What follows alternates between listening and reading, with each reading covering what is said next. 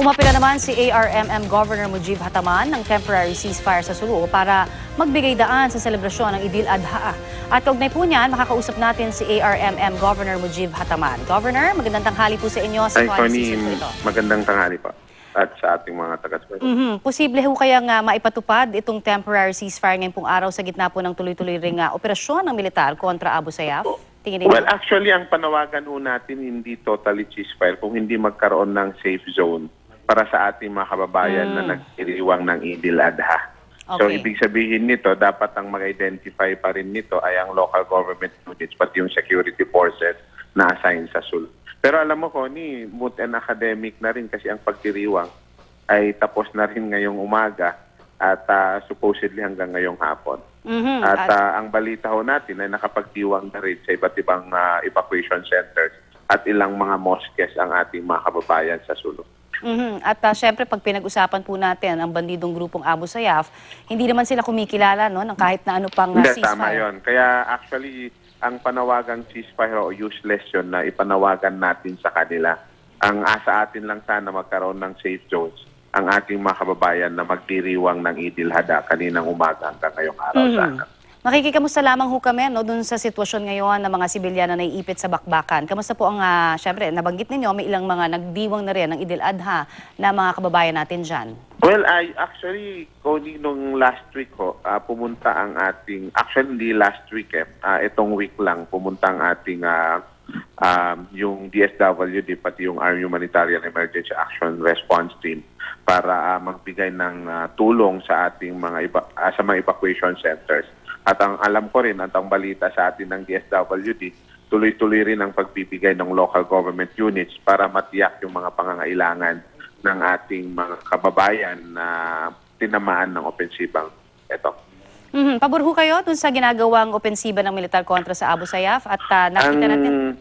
Tingin ko, Connie, dapat tuloy-tuloy ito at tingin ko dapat wala na rin tigil itong opensiba na ito hanggang matapos ang problema na ito. At panawagan sana natin, dapat isang coordinated na military offensive na ito sa lahat ng lugar kung saan andun yung Abu Sayyaf.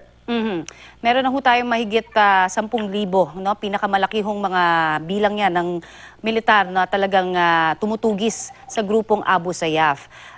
Reaksyon lamang, napakatagal na nitong grupo na to, na matagal na rin po nating binabantayan. Siyempre, ang kanila pong mga ginagawang pangkikidnap, at marami pang Pamumugot karahasan. ulo. Yes, pamumugot ulo.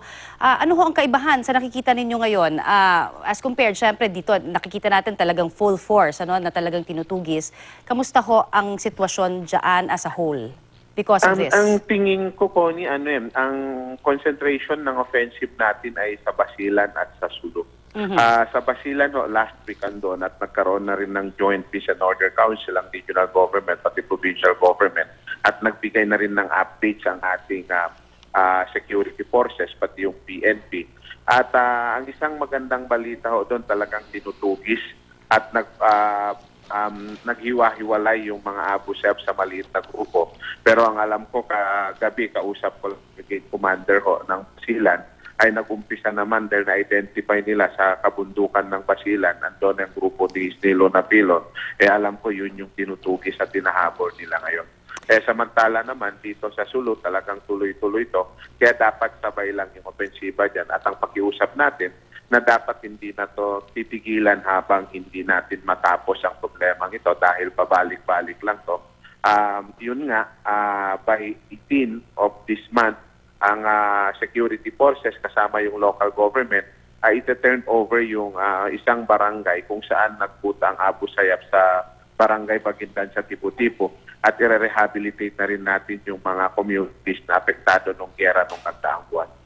Sir, meron din mga sibilyan na talagang tinatap na rin po ng militar para magbantay dun sa kanilang mga barangay. Ang tingin ko, Connie, ito yung pinakamahalagang component, yung active participation ng local government units.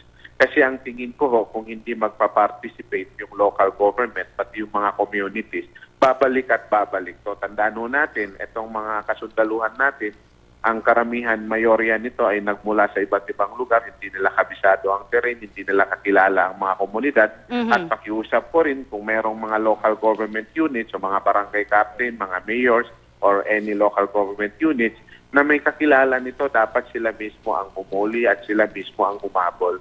Dahil ang problema na nilikha ng Abu Sayyaf, hindi lamang to na problema na nilikha laban sa gobyerno at sa sundalo, kung hindi apektado na rin pati yung kabuhayan ng mga kababayan natin na nais na matahimik ang kanilang buhay sa kanilang mga komunidad. Kaya kung nais natin maging mabilisang tagumpay ang opensibang ito, mahalaga ang aktibong participation ng local government at mga komunidad. Since you've mentioned that, Governor, nakipag-meeting na ho ba kayo sa iba't ibang mga nasasakupan ninyo? Local no? government. Local Actually, government. nung 2 weeks ago, nagpatawag ko tayo ng Regional Peace and Order Council. At doon mismo, Connie, sa Peace and Order Council, in relation na rin ito doon sa pagpuga ng Maute Group sa Lanao del Sur.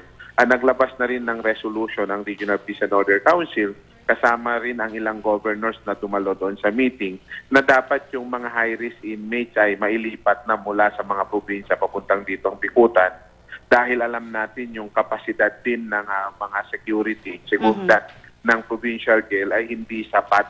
Pangalawa ho, ang gusto rin natin upang pusahan at mabilis din ang proseso ng paghahanap ng hustisya, ay dapat din magkaroon ng special prosecution, specifically dito sa mga terror group at mga drug lords or narco-politicians na kung meron man identified, dahil mga high risk ang mga ito.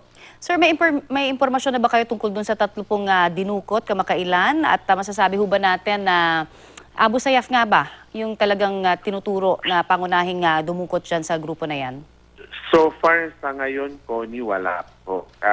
Though sinasabi nga ho na kidnap ito doon sa Saba Water at ang tinitingnan nila baka dadalhin naman dito sa southern part. Malamang naman kung dito yan dadalhin sa atin, dadalhin nila yan kung saan yung meron ng mga kidnap victim at malaki ang grupo para ma-secure nila. Pero sa ngayon, wala pa tayong specific na report na sabihin itong grupo talaga ang kumuha dito. Alright. Maraming salamat po sa inyong oras, Governor. Maraming salamat po. Yan po naman si ARMM Governor Mujib Hataman.